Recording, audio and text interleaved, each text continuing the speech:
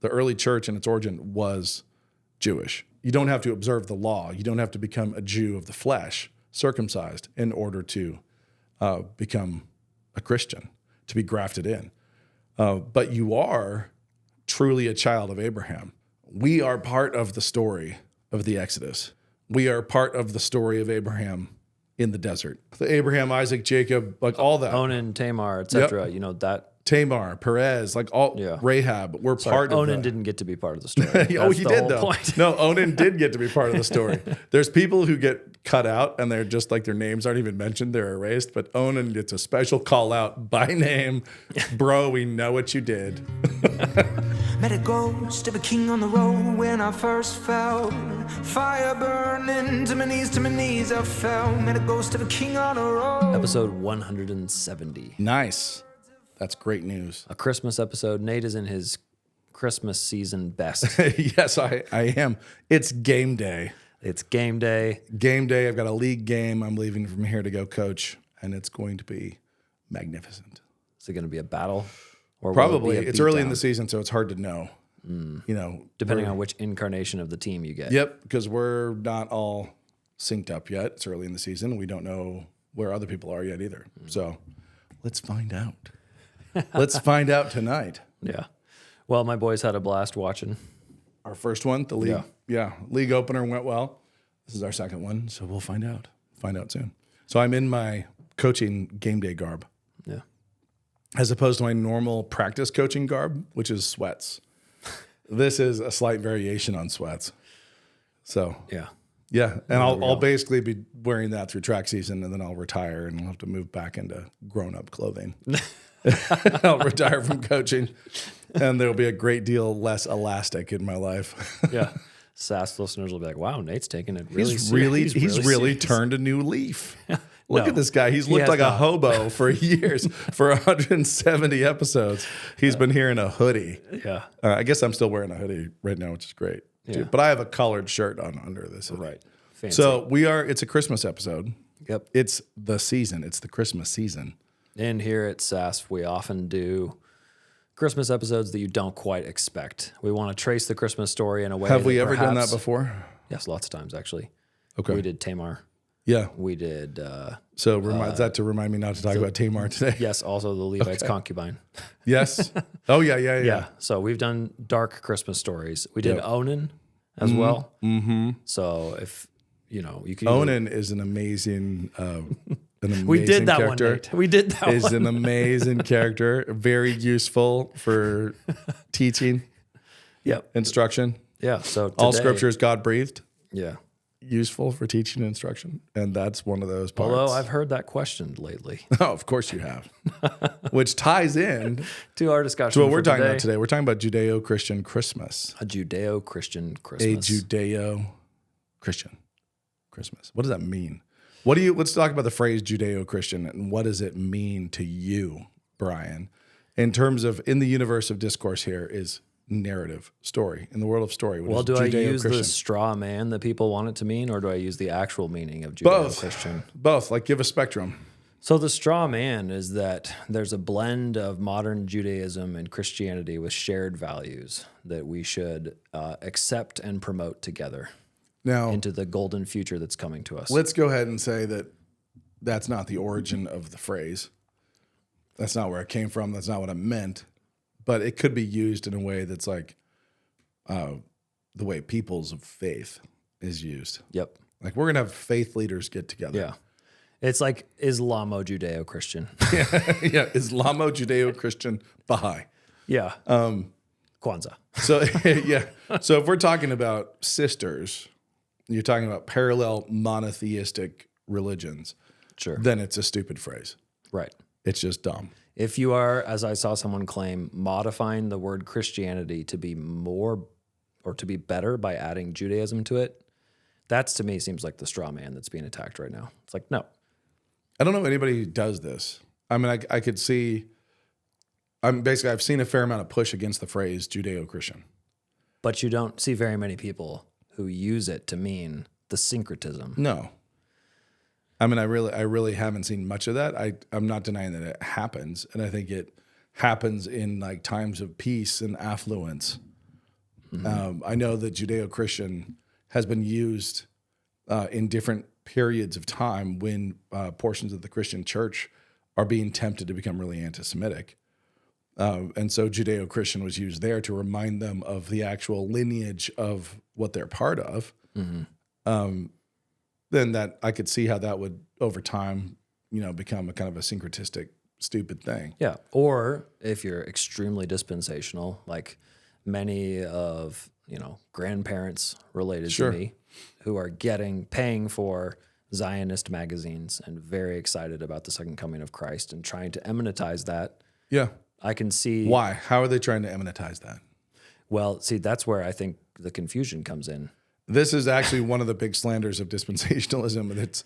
Dispensationalism is weirdly dark and bleak when it comes to the new temple. Making it happen, yeah. Because I think what people say is, "Oh, you founded Israel to try to get the end times to happen," but I'm not sure that's what happened. I read. Let's just say it did. Yeah. So, yeah, it's there now. It's there. You had a baby to save the world, and then it turns out he's not going to. Like, okay, he still exists. He's still that's actually a decent analogy. He's still human. Now, a lot of the dispensationalists really want that third temple, and they want to protect Israel. But when you really unpack it, you talk to the leaders of dispensationalism and dispensationalist theology. They're storytelling. They're trying to trigger something. What they're trying to trigger is the rapture and the tribulation. Oh, make things worse. It's going to get so bad. Yeah. I mean, we're going to get out of here, but it's going to go to hell on earth pretty fast. Right. So it's not like, yay, yay, yay, Israel's for the win. Coming. No, it's like they need this. Oh, so you're saying that's fundamentally contradictory with the supposed aims of dispensationalism. To promote the peace and good of Israel is fundamentally opposed to the supposed reason for doing it. It will actually basically cause the rise of the Antichrist, the rapture, and the tribulation. Yeah. So it's not like it's puppy dogs and daisy chains. Yeah. It's actually kind of bleak. Now, I think what people object to is the sentimental relationship between evangelicalism and evangelicals and the Jews as a race of people and Israel as a nation state. Mm-hmm. So people don't like that. And I think that that's a real thing, and I don't really have a problem with it. The sentimentalism? No. Just being fond of the Jews. So I think, especially if you are thinking of them rightly, which most people wouldn't be, but if you're thinking of them rightly as an estranged older brother, that's how we should be thinking of them. Yeah, I think your dad has referred to it. Well, we don't have to get into that yet. But what the sentimentalism you're referring to, I'm thinking of, there's pre or post World War II children's books. There were a lot about Jewish families. So All of a Kind Family, for example, is about a Jewish immigrant family in the Bronx. Very popular, well-loved. Sure. I don't know the book. Well, I mean, the fact that my wife grew up loving that story gives me no pause whatsoever. Of course not. It's like it was a fun story about immigrants, and there were a lot of Jews in New York. But here's the other thing that happens. This is the dumb, dumb. And this might explain why we're talking about this right now. Right. It's Christmas time. Yeah. We're talking about Christmas time. And I've seen people that I like, Father Calvin Robinson, I'll call you out here, my friend, taking pot shots at the phrase Judeo-Christian. Like, I don't like this phrase. Well, the thing is, and this is very important, the story of the world, the actual story of the salvation of the human race is the story of the Jewish people. It's a Jewish story. Christianity is a Jewish story. Mm. We are grafted into a Jewish story. It's a Jewish story. And there's no other way around it. You're saying the trunk of the tree, not even just the Gentiles the are put. The whole thing. The whole arc. The whole of it, all of it, not just the trunk, all of it is a Jewish story. And we're in it, but we're in a Jewish story. And the authenticity of the incarnation, the reality of Christmas itself is the reality of, the Word made flesh, and the Word was made Jewish flesh. And then He died for the sins of the world, for the whole world. Salvation came to the entire world through the Son of David from Judea, from Judah, from the tribe of Judah, thus named Judea, origin of the word Jew. That's where this comes from. So the sins of the world have been paid for with Jewish blood by a Jew who was born on Christmas, and then who died for us and for our sins, and who rose again in Jewish flesh and is still incarnate and sits at the right hand of God the Father in Jewish flesh. Like he is enfleshed. That's the gospel. Like he is a and you just put some words in there people are not going to like. He's a Jewish man, the king of the universe. Christ is king and Christ is Jewish. It's not, Christ was a Jew. Christ is a Jew. He is currently Jewish. And the fact is that shouldn't bother us at all. Like, why is that a problem? Now, we go back to the fall of man, we go back to Adam and Eve, and we have this desolation. We've got this separation between mankind and God. And God chooses one guy in the wilderness and telling his story, a man in tents, and he makes him a promise. You take Abraham and he makes him a promise and he shows him the stars. And all of the Gentiles who have been grafted into the olive tree, all of the Gentiles who've been grafted into the Jewish story are stars in that sky. They're all part of the fulfillment of God's promise to Abraham. Yeah. They're all children of Abraham. The children's book, the children's story, Father Abraham had many sons. Many sons. I'm one of them. And so are you. And so we go through this and like, okay, so he has this promise, and then he has to have faith because he's got struggles having a son. Yeah. And yet he has this promise of all these descendants. And then we have all the story through the Old Testament, which is all part of the one story. The one story that led to the incarnation, to Christmas, that led to the death and resurrection of Christ, that leads to Christ sitting at the right hand of God the Father, and leads to all of us being part of it. But the fact is, Gentiles, pure goy, just Gentiles, I have a little bit of Jewish, but let's say 15/16 Gentile. Yeah. As far as I know, I'm a full 16/16. Nice. Well done. So it's stupid where you're together, having to say it. No, but together we're 31/32 goy. so the thing there, the thing that's funny is we get to be in this story. Yeah. But we're kind of like the iguana in the sheet in Peter's vision. It's like we are the unclean things. We are the unclean that are being. The voice says you can eat that. Yeah, and Peter's says, like, "No, Lord, look at it. It's got scales." We're that. We're honestly like those kids in the nativity play where it's a joke. It's probably from Love Actually or something, where some kid's like the second lobster in the nativity play. And they're pretty pumped. It's like, I'm the second lobster. It's like, how's that part of the story? Yeah, exactly. That's honestly our role. Like our role in the story is we're the second lobster. Yeah, we're one little dot in that starry sky that God showed Abraham and promised him. This is a Jewish story. It started with Abraham, this particular thread, this arc, and he was promised descendants, the children of Abraham would be like the stars in the sky. Then you have all the hardships, you have all the trial, you have slavery in Egypt, you have Exodus. In the wilderness, Moses goes up Sinai, Moses comes down off of Sinai with the law. And what day was that? That was Pentecost. So the Jewish festival of Pentecost celebrated the coming of the law. And so you have Moses with his face so bright, so fiery bright that people are terrified of him. And we jump all the way forward to the beginning of the church, to Christianity, and you have 3,000 Jews on Pentecost who are celebrating the from coming all over the world. Like that's even the better part. So there are people from every nation, but they're here celebrating a Jewish festival. So Acts says there's people from every nation here, but they all came to Jerusalem to celebrate the coming of the law to Moses. So they're all here for this festival, marking that occasion. And then the Spirit falls comes to all of them.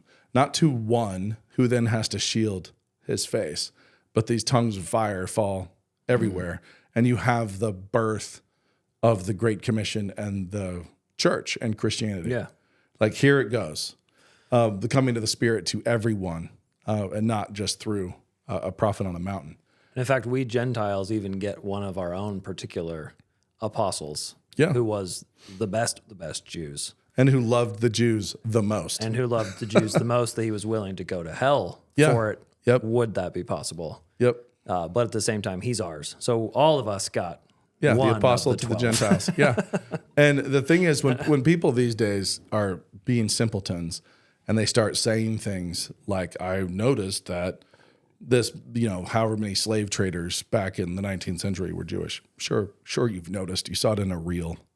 There's pretty compelling stuff in there. That was, you were selected for via the algorithm. However, just also remember that 100% of the apostles were Jewish. Yeah. More than that, 100% of the apostles are currently Jewish. 100% of the saviors of the world are Jewish. Like, this is a Jewish story, and there's this Jewish olive tree that we've been grafted into. Yeah, and our book is full of Jewish heroes. Yeah, and that I think is partly why you're getting at the idea it's okay to have a gut reaction of like, oh yeah, I know the Jewish heroes. I have a gut reaction of positive feeling toward it. Now, Nate, just to throw this in before you hear the sound of shrieking too loudly, does that mean that modern Jews who reject Jesus are going to heaven? No Jews ever at any time who reject Jesus are going to heaven. That hasn't changed. No, that's not the same thing applies to Goy. Yeah. It just, So you reject Jesus. If you are, I think your dad's called it modern Talmudic Judaism, and an Old Testament heresy is the best way to think about it, is what he said. And well, it's the overwhelming of, basically the encrusting and the overwhelming of Scripture with tradition. Which is incidentally what the Catholics did too. Oh, so Nate came loaded. It is game day for Nate on multiple levels today. Same boat. You're gonna have to break that down a little bit. So you're saying it's tradition.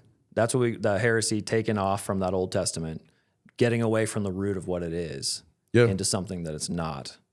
And you're saying that's the same thing Roman Catholics are doing? It's really tragic. The Talmudic Judaism is a tragedy.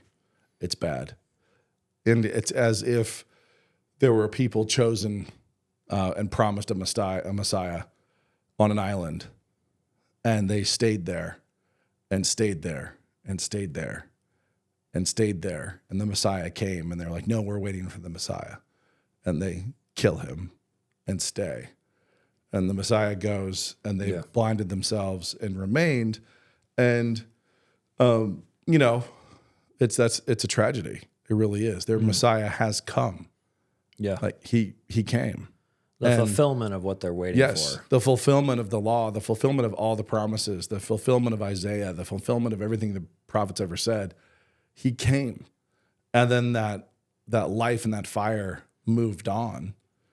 And you're stuck there still making tiny little rules about exactly what else are you going to do except for just arrange the dead branches that were cut off this tree and just make more and more rules for them and extrapolate and really, especially because the heart of man is a greasy, slippery thing, regardless of any kind of race, seek power and control and the faux sensations of holiness and the self-assurance that you're good. Like if you want to assure yourself that you're good, you have to come up with really stupid rules that you can obey. Yeah. So, I mean, if while we're hitting at major religions as well, that's what Mormonism does. You come up with the lines of what you're trying to do, and now we're let's hit that even harder. Mormonism doesn't count as a major religion. Sure, the biggest growth in the 20th century. That's my major sign in the U.S. What will be funny to me is if LDS actually just migrates via weird repentance and conversions, and just kind of somehow they become like the Amish. But also kind of like the idea that you can have denominations obviously drift out. You can have things become cultic and weird and wander off. Can you have something that starts cultic and weird and then wanders into faithfulness? That would be a weird new twist. If so, we're a long way from that in terms of the teaching of the LDS Church. But it's God does strange things. He does very, very messy and strange things. When we see in Romans 11, Paul pops off and says, "Do not be arrogant. Do not be proud or arrogant toward the Jews who have been cut out." Now, so that's two things. They've been cut out. Yeah.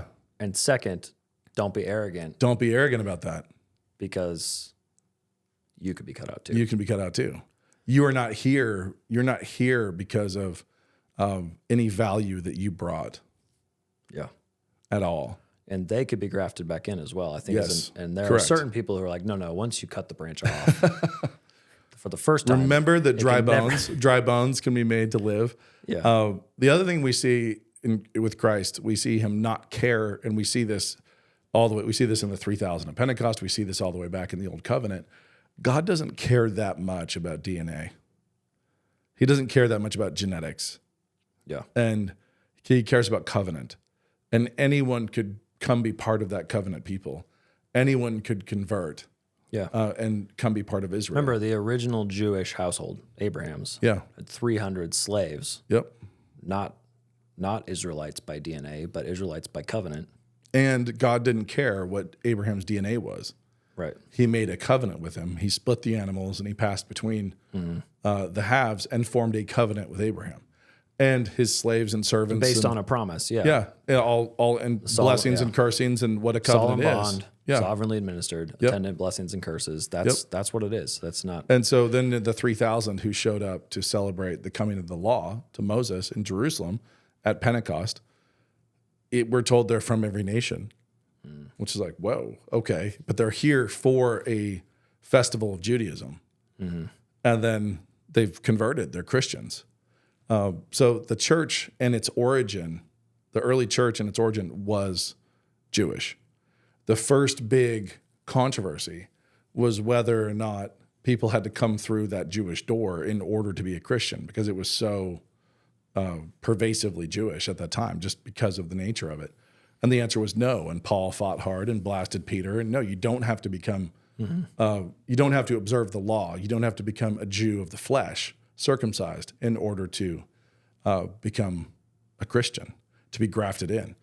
But you are truly a child of Abraham. But you are truly a child of Abraham and a fulfillment of that promise. You just don't have to go through the rules of Torah in order to do it. You don't have to be circumcised. You don't have to keep kosher. You know, like that. Yep. That's not part of the door. The door is just faith in Christ. That's it, by grace, and that's all. Yeah. So what we're part of, we are part of the story of the Exodus. We are part of the story of Abraham in the desert, in his tents. We're part of the story that is the baby race. You know, all the weirdness, the bad fathering. Leah and Rachel, yeah. Yep. The Abraham, Isaac, Jacob, like all that. Onan, Tamar, etc. Yep. You know, that. Tamar, Perez, like all Rahab. We're part of Onan didn't get to be part of the story. Oh, he did though. No, Onan did get to be part of the story. There's people who get cut out and they're just like, their names aren't even mentioned. They're erased. But Onan gets a special call out by name. Bro, we know what you did.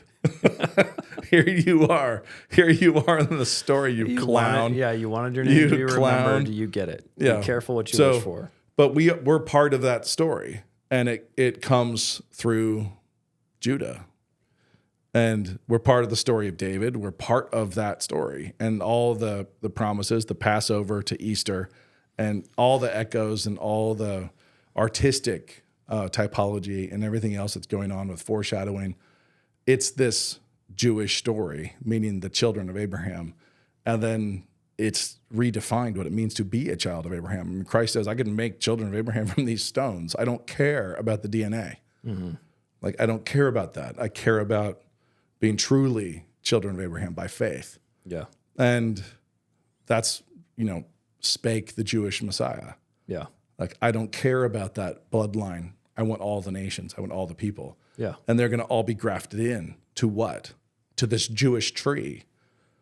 Like, that's what's happening to this story. So Christmas is amazing, but Christmas is if you look at Christmas in the light of history and you actually think about what it really did and the darkness that lasted so long, and then the penetration of light entering this timeline and entering it in the Middle East at that particular time at a very bleak moment, and then where it's gone since then, what's happened since then is phenomenal. It really is. You don't just sit still and listen to Handel's Messiah and absorb it, because this is all part of one continuous story, and it is a Judeo-Christian story. It all comes through Judah, and it's not in some kind of syncretistic way, at all. Not even a little bit. Yeah, because I think the next logical question is, how come we aren't still called Jews? And that transition from, at Antioch, I think is the first time they started to be called Christians. Yeah. And then the transformation from the Old Testament Sabbath to our Sabbath Sunday, right? I guess that question I have for you is, how come we're not still called Jews? Because or is Christ has become I think there's two reasons. The two reasons are, one, Jew, the term Jew comes from Judah. Okay. Judah down through Judea into Jew. Okay, right. Like it comes there. So it's a geographical term. Yeah. It's a geographical term of a particular tribe, of a particular region, point of origin. But it also denotes all the law. It denotes the law of Moses. And we're not of Judah now. Like, we're not of Judea. We're not of the law of Moses in the same way. The law has been fulfilled. We are of Christ. Right. And so who is Christ? Well, he's the Lion of the tribe of Judah. And so it's not like we're disconnected from Judah. Yeah. We're not disconnected from Abraham. We're connected through Christ. So the connectivity is in Christ now, and it would make no sense at all to use any other designation than Christ. Yeah. So, Christ is the designation. Keeping the law of Moses no longer is. Right. In a sense, it's like trying to pretend you don't see the answer to the puzzle after being given the answer to the puzzle. Yep. Yeah. And so it's one of those things when we see the Hall of Fame of faith in Hebrews, we're talking about people who are saved by faith. And saved by faith. By whom? By Christ. By whomst. Yeah.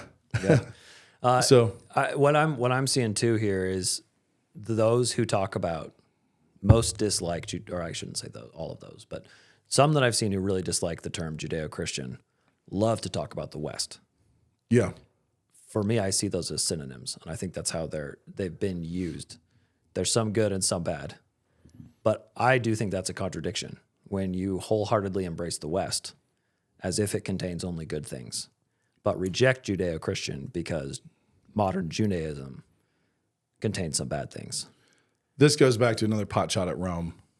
And I do, incidentally, the way the Talmudic scholars and everything, the way that all kind of built up and piled up is actually, I think, very, very similar to what Rome did with its overemphasis on tradition. Yeah, ex cathedra speaking, a voice of that you have to listen to this particular person and their interpretation is primary. But tradition, even tradition built on forgeries was tradition, and tradition has its own authority. Right. It's kind of just a mess. But there's two messes there. And when people want to talk about the West, it's all pride. And I think there's a weird pride and tension of not wanting to be the second lobster in the nativity play. Like, we want to be the main character. Okay. We want our culture to be the main character. And the thing is, bad news, it's not. And so those things which came via Athens and via Rome, those things that influenced the West there by common grace, that's a Western culture. But what happened to those two strands is they were both conquered and converted, and Christianity triumphed over those strands. And so when we talk about the Greco-Roman influence on the West, and when people say the West, they should mean Greco-Roman. Right. They don't always, but they should. That they kind of want to find some pride. They want to find some, some pride, and they want to find some main character status. But ultimately, our peoples don't get main character status. Yeah, if you're a soul food listener, you know that we're always hyping the supporting characters. Yeah, be great supporting characters. Be the best second lobster in the sheet coming down in Peter's vision that you can possibly be. I mean, that's be that when there's in a TV show that badly needs filters, but is pretty funny in the dry way. The Norseman, when it first came out, this Viking parody. Yeah. There's a Viking looking up at the stars, and he says to this woman, I think it's a woman. I remember the lines. I don't remember who's there other than the fat Norseman. There were says, you see that star? I call that one the dot. The dot. Because it looks like a dot. And just know that in Abraham's vision, there's that little tiny, barely visible dot. And that's not just you. That's what your entire tribe. Yeah. That's your entire people. You think America gets to be a constellation or not even? Not even. We're just a dot. We're a dot. Yeah, I think we're... Hey, pretty cool, though. Yeah, it's amazing. It's wonderful. Fun. We're having fun. And maybe that dot's a galaxy. Exactly. There's a whole lot of activity. The thing that diminishes us and makes us feel pain is insignificance like that. Insignificance of our race, of our people, of our nation, of our traditions. And yet God is an infinite God and his attention span is never ending. And so he's crafting stories of ants that are, meticulously planned and executed with great detail and drama.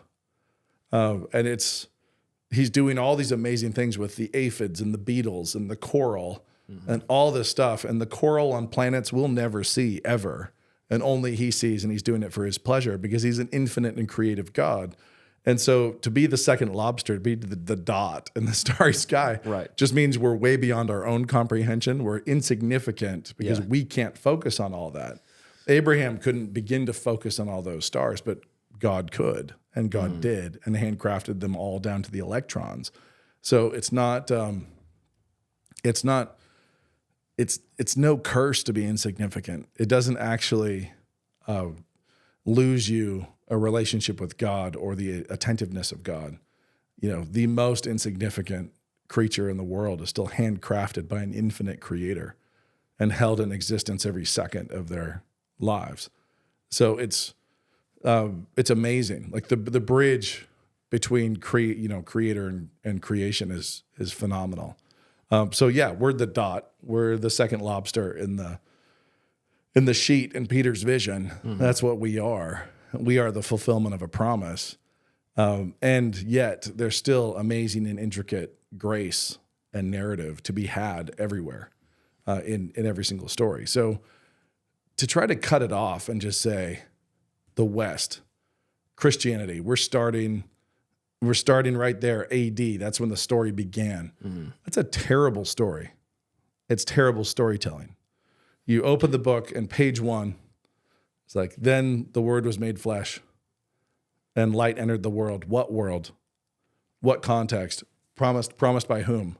It's like that belongs where God placed it. It doesn't belong on page 1. It belongs back in the story after creation's groaning and crying out, after the fall of man, after all sorts of darkness, after the Exodus, after the promises to Abraham, after the prophecies of Isaiah, after the rise of great empires and their destruction, and his preservation of his people, all the way to this point where one night in Bethlehem, the light enters the world and the angels come and sing to the sheep. And everything we know about Christianity in the story begins there. I mean, it highlights the lows as well. Like you said about that light didn't come to a bunch of Hittites who'd never heard of anything before. Had zero promises. Yeah, and had nothing to expect. Like I do think that storytelling point goes a long way. It's the negatives are definitely there. Herod is much more wicked because he's a king of the Jews, than being you can't tell Lord of the Rings backwards. Yeah, we couldn't take book 3 and put it up front and have it be just as powerful. Yeah, it just can't be. The end of The Hobbit, you can't start with Bilbo and Smaug. Sure. And here we open with that. It's like, we don't care. I don't care about him. I don't know the story. Yeah. We don't know any of this. We actually the shape matters. The structure matters. So when you hear the word Judeo-Christian, that should be something that is a callback to the entire I story. want it to be historical continuity. I want it to be a reference to Lord of the Rings. Yeah. And there's this weird thing when people emphasize the West, it's like they want to say, nope, just the Two Towers matters. Mm-hmm. We only care from Rohan on. Mm-hmm. That's it. We care here. We start caring here when they're blonde. Yeah. As soon as they're blonde, we start to care. Right. Like that's just nonsense. Lord of the Rings, Judeo-Christian. I mean, it's the whole story. Yeah, it's and the whole thing. You also really have to put a ton of influence upon AD 70 and a complete, that reading of Romans 11. There's theological stuff you have to do to Well, it's not that hard when Paul just says the branches were cut out. Yeah. Like they were cut out. They're dead now. They're thrown over there. But even though they're dead and over there, it still rubs people wrong because they're still genetically tied to the main character. They're still part of the tribe of the main character. This particular people, the chosen people, out of whom came the salvation of the world. Mm-hmm. They're still part of that. And that is a thing that rubs others wrong.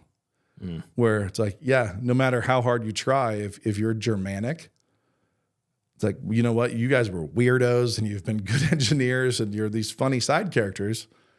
And you guys, don't worry, you get to be grafted in. You're part of the world that's saved. You're part of the world that is saved here, grafted into this olive tree. Mm. It still is like, but why aren't we the main show? Yeah. And it's like, well, because God makes some vessels for honor and some for dishonor, and he made some to carry this through thread through history and gave them all the promises and kept them and preserved them so that salvation for the entire world, including the Germanic peoples, would come through them. And he didn't do that with a different tribe. He picked this tribe, not that tribe. He could have picked any tribe, but he picked this one. And this is the tribe that is part of that through story. So even the branches that are chopped off and thrown aside get resented for that status. I do think you also have to kind of do a little bit of fancy reading of the Old Testament stories. You have to read Christianity back into Esther in order to read Esther. If you're doing this wrong, if you're like, hey, we want to cut, if we're only Christians, we're not Judeo-Christians. We got to go read Christianity back into the Old Testament, as opposed to reading Christ and the Messiah back into the Old Testament, which is the point. And that feels like kind of a key distinction right there. Yeah. Like, are you reading back? You're having to read back our current understanding into the book of Esther in order to kind of empathize. Are you crafting fictionalized popes all the way back to Esther instead of just in the early church? Yeah. But it's, there's, you have to do a little special pleading there. So when I talk about a Judeo-Christian Christmas, it is talking about Handel's Messiah and the gorgeous prophecies in Isaiah. Mm-hmm. Like that's the part of the payoff. Christmas is paying off. Christianity is paying off these amazing promises, these amazing prophecies. Yeah. I just read Micah this morning, and Micah was saying how, like, I don't want the prophecy. I want you to live justly, walk humbly. Yep. In the middle of a time when they were specifically commanded to still be giving these sacrifices. And clearly looking forward to the era now where we don't have to execute a bull for our high priest every year. Yeah. And I've said before that I don't think people understand the significance of David's relationship to God, the direct nature of that, because that is the relationship that Christians have been given now en masse. Like we now have this relationship where it's so ridiculously foreign to go into the Old Testament and read how few of these characters had that direct relationship, like directly communicating with God, comfortably eating the showbread. Yeah. Just not having any trouble communicating directly to Yahweh. Yeah, wow. What a gift. And that was rare. And so you see Saul has to go through Samuel, and David is prophet, priest, and king. Like he really is this picture. And then through Christ, we all have that. Like we all have it. And a lot of people are scared of that and they don't know what to do with it. And so they tried to find other mediators, other things to put in between themselves and God, including holiness codes and righteousness or icons or whatever it might be. They try to find some other filter. And it's just through Christ's direct relationship to your Creator, which is, amazing. So Christmas out of nothing, Christmas in a vacuum, Christmas in a void. Christmas is chapter 1. Yeah, it's just a bad story. Christmas, thousands of years in, is right where it ought to be, and the payoff is remarkable. The payoff is amazing. So that Judeo-Christian story, understood as one continuous narrative, understood as the first Pentecost as the coming of the law off the mountain, and then the new Pentecost is the falling of the Spirit on all believers. And you have these layers and folds and payoffs and prophecies that come to be in the Christian era, which is phenomenal. Trying to divorce Christianity from Judaism instead of having it be one continuous vine is just foolishness. And I would even say we're on Christmas, so let's use a Christmas tree analogy. Everybody knows you cut the bottom off the tree to make it fit, right? I mean, it's like you get the Christmas tree and you go, it's too much.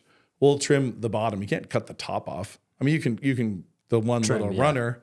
You can trim that one little thing that's that finger sticking up, touching the ceiling, but you lop the trunk down. You take the trunk off. And that is ultimately what people try to do. We instinctively try to do to make this part where we are more important. And, it's better to read it all and appreciate it all and see yourself as a son or daughter of Abraham, grafted in. Doesn't matter how goy you are. It's like you're in. You're the second lobster and you're in. You were a child of Abraham. That's the mystery. Through Christ. And it's wonderful. It's amazing. And it's such a denial of such a powerful inheritance to turn away from it. And it's a tragedy that is just as great as any other squandering heir, any other prodigal son. Which is funny because that is the error of modern Judaism, is to squander the heritage. Exactly. So, and I do think that there's a huge number of descendants. We know this with the 3,000 and the start of the early church and all of them identifying as Christians and moving on and having children and grandchildren and populating the world and spreading the gospel. I think there are genetically many, many, many millions of genetic children of Abraham who are who were not cut out. Who remained in. I mean, your dad makes including the apostles, including the early church, and your so dad on. makes a pretty powerful case for there being both infant circumcision and infant baptism in the early church, and just talks about how that covenant just doubled. It started to it went on and on, but that's another can of worms. It's a downshift. You had to put the clutch in and then downshift. Might hear the gears grind a little bit. Right. So as people celebrate Christmas and celebrate Christianity, you can't really do it richly without including the Old Testament saints and without including that whole through narrative through Judah, through Tamar, through Rahab, and all the way down to when the Pentecosts changed. Yeah, and this is the question. This feels like a pretty basic distinction we just made. Sure. Between don't do it this way, do it this way. How come it feels like the only two options online are either drunk or teetotaler on this question? This is an analogy I stole from. I don't really spend much time online. So that's my solution. That's my personal stay away solution. from the drunk people. I mean, it's and understand the nature of the medium, what it actually is for. I think that Elon Musk, especially on Twitter, and making it free speech land, we're not necessarily up to the level of maturity that is required to have free speech. It doesn't mean that I don't want it. I'm glad we have it, but I'm not going to think, Americans and American Christians are ready for it. Right. And it's as if I told my dad, it's as if you handed all of the junior high students Sharpies and said, you can say whatever you want. Yeah. You're free. And it turns out that when you hand a bunch of 13-year-olds Sharpies, lots of misbehavior happens. So just remember that when you're on Twitter, you're in a public restroom and you're reading things on the stall. And give it that level of heft. in your daily life, as you go about your real business of actually loving real people in your life around you in actual space-time, as opposed to out there in the little digital universe. Somebody said something rude in Sharpie on the stall wall, and I must reply with my Sharpie. Pop the cap. I'll fix it. I'm fixing it with my Sharpie. And then somebody else is like, nuh-uh. Like, it doesn't go anywhere super helpful. Instead, presence. Oh, eggnog. I think you're not an eggnog believer, if I remember correctly. I like it with bourbon. Nog with bourbon is great. I do it once a year. I like December. It teetotal. You like it teetotal? I mean, I get it. It's one of those things, like you do it in December. Yeah. But real gifts, real grace, real celebration, and telling the truth about the whole story. All the story. Which promises did Christ fulfill? And to whom were those promises given? And tell the whole story. And listen to Handel's Messiah and appreciate all the payoff, because it's amazing. That's a wrap. Merry Christmas. Also, Merry Christmas. Happy Christmas to all you contrarians in the West. Happy. Some people prefer to be cremated instead of buried, but Granddad wanted to be buried.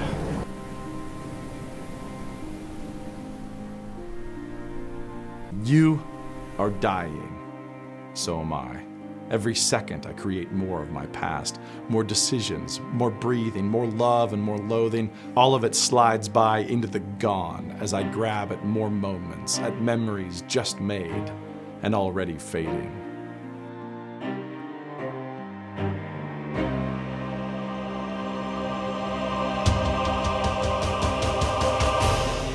We are all authors, creators of our pasts, authors of the books that will be our lives. When we race across the wet concrete of time without purpose, without laughter and love and sacrifice, then we fail in our mortal moments. See the past, see your life as the fruit of providence and thousands of personal narratives. What led to you? Lighthearted tales of neighborhood love, great tales of migrations, epic tales of global wars and comedies, dark stories about brothers and murder, tales of rape and grief and persecution. You did not choose where to set your feet in time. You choose where to set them next. Pause, breathe, eyes front. See the future. Do not stare into the fog of distant years. See the crystal choices as they race towards you in this sharp foreground we call now. The future flies at you in a never-ending storm of possibilities. God says create. God says live. Choose. Shape the past. Etch your lives in stone, and what you make will be forever. You are dying. So am I. We march from page to page, and it is our living that takes us toward the end. Children will follow, reading our stories, built on our stories, set in a place and in a time that we helped choose for them. They will be the ones to shut the book behind us. They will dig holes and arrange flowers. They will fill out forms. Cause of death, life. May it be the truth.